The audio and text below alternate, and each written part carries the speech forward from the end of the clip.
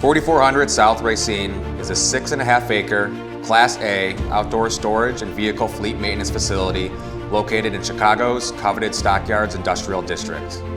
The property features a 20,000 square foot building with 7,000 square feet of office and a 5-bay repair and maintenance shop, plus an operational wash bay and fueling station. The site can accommodate more than 150 vehicles and trailers.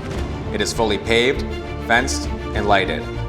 Zoning for the property is PMD 8A and a Class 8 tax incentive is pending. 4400 South Racine is 2.5 miles from 3 expressways, 4 miles from Fort Worth Intermodal, 6 miles from Midway Airport, and 7 miles from downtown. The site is owned by Brookfield Properties and is presented by KWILL RE.